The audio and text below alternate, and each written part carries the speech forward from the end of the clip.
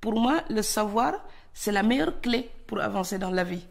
Maintenant, ça peut sembler enfoncer des portes ouvertes quand on parle de ça en étant en Europe. Mais en France, vous savez, l'éducation est obligatoire jusqu'à 16 ans.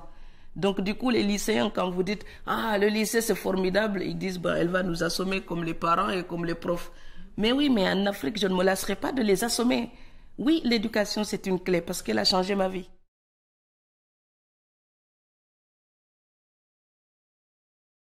La liberté pour moi d'abord, c'est avoir le droit de m'exprimer.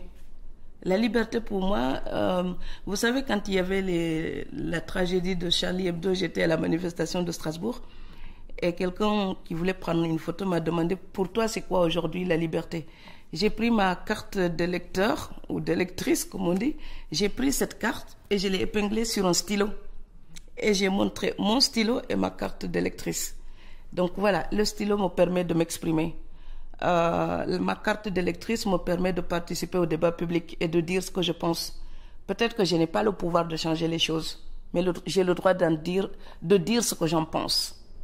Et donc cette liberté-là, c'est aussi la liberté d'aller vers les autres, d'apprendre des autres, mais de changer ce que j'ai amené de chez moi.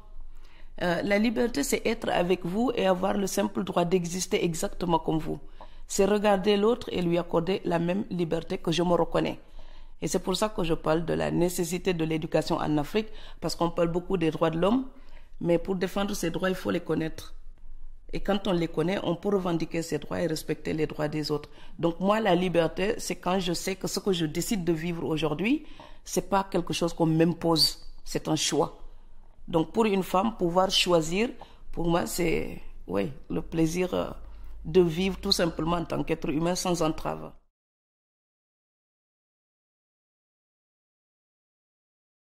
En Afrique, l'accès à l'éducation, la grande éducation, ça reste plus difficile pour les femmes. Pourquoi? Parce qu'on a encore des archaïsmes qui demeurent. Donc quand il y a parfois des difficultés dans la famille, pour le cas que je connais le mieux, le Sénégal, dans les zones rurales, ce sont souvent les filles qui quittent, qui vont aller travailler en ville pour aider la famille. Moi, je trouve que c'est un mauvais calcul.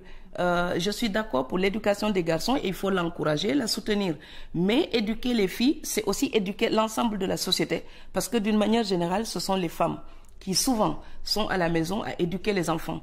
Donc améliorer l'éducation d'une femme, c'est améliorer l'éducation de ses enfants. Donc c'est moderniser la société. Et je pense que le développement de l'Afrique passera aussi par une formation des femmes. Il faut qu'elles puissent